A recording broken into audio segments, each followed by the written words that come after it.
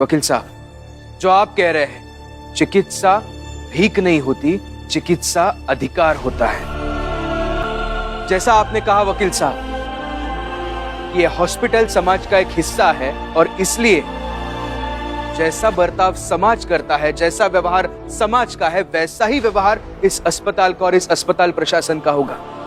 यही कहा ना आपने? तो कोर्ट से मेरा एक ही सवाल है जज साहब कि फिर इस हॉस्पिटल के बाहर हॉस्पिटल का बोर्ड क्यों लगाया है? जब अस्पताल समाज का ही हिस्सा है तो एक इलाज करने के लिए अलग जमीन बनाने की क्या जरूरत थी? यहाँ डॉक्टर्स, नर्सेस को बुलाने की क्या जरूरत थी? वैसे भी इन बड़ी जात के लोगों की बहुत सारी हवेलियां तो होती है, अपने जात के लोगों का इलाज तो वही कर सकते हैं। फिर ये अलग से हॉस्पिटल व्यवस्था क्यों?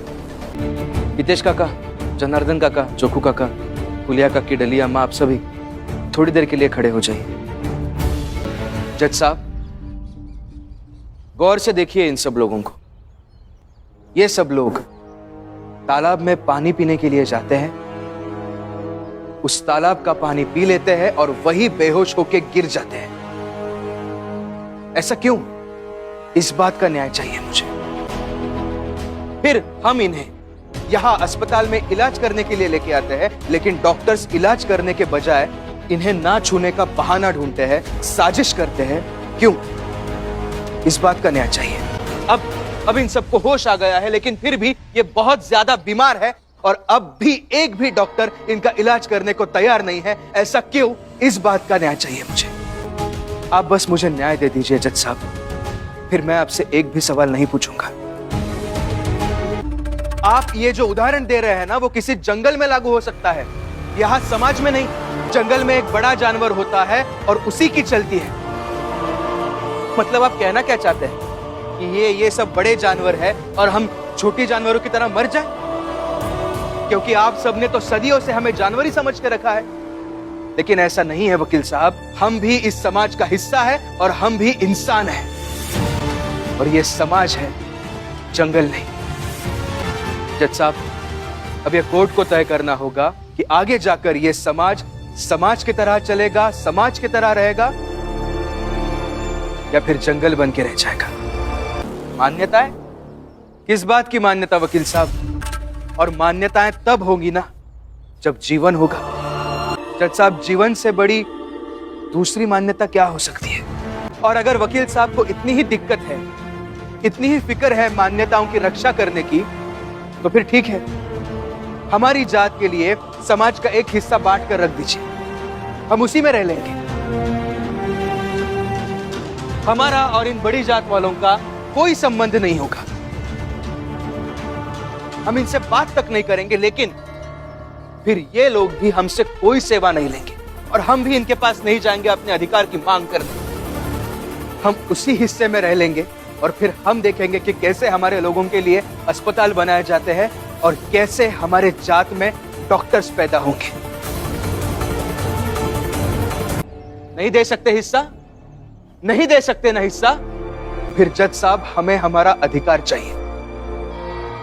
चिकित्सा का अधिकार, जीवन जीने का अधिकार। हाँ, हमें जीने का अधिकार चाहिए। और जज साहब, अब ये अदालत को तय करना होगा कि ये सब जो सदियों से चलता आ रहा है वो ऐसे ही चलता रहे कि इस समाज में बदलाव की कुछ आवश्यकता है। इसलिए इसी की जांच पड़ताल करने के लिए और फैसला सुनाने के लिए न्याय व्यवस्था रची गई है। फैसले कर सकते हैं, या तो समाज का हिस्सा बांट कर इन्हें दे दें, फिर ये जाने, या फिर इनका इलाज यहीं कराएं। समाज का हिस्सा तो बांट कर इन्हें नहीं दे सकते हैं ना, तो बचता बस यही है कि इसी हॉस्पिटल में रहकर इन्हें इलाज मुहैया कराया जाए। बचता है सवाल नरोत्तम जोशी की सोने की घड़ी का। तो इनकी सोने की घड़ी मुझे उस तालाब के किनारे पर मिली थी। इसका साफ साफ एक ही मतलब निकलता है कि नरोत्तम जोशी उस तालाब के किनारे गए थे और इन्होंने ही तालाब के पानी में जहर मिलाया था। इसलिए नरोत्तम जोशी ही दोषी है। इसीलिए जज साहब, मैं कोर्ट से दरख्वास्त करता हूं कि नरोत्तम जोशी को जल्द से जल्द गिरफ्तार करने के आदेश दिए जाए। और किसी बड़े अधिकारी के द्वारा खास तौर से बंबई के बाहर के अधिकारियों से इनकी जांच करवाएं। सारा सच सामने आ जाएगा। नरोत्तम जोशी, अब इसे आप क्या कहेंगे जज साहब? ये नरोत्तम जोशी तो कोर्ट से भाग गए। अब इससे बड़ा सबूत क्या मिल सकता है आपको? साबित करने को तो कुछ बचा ही नहीं। अदालत पुलिस को यह आदेश देती है कि जल्द से जल्द नरोत्तम जोशी को पकड़कर इस अदालत में पेश किया जाए। यह अदालत उसे सजा सुनाएगी।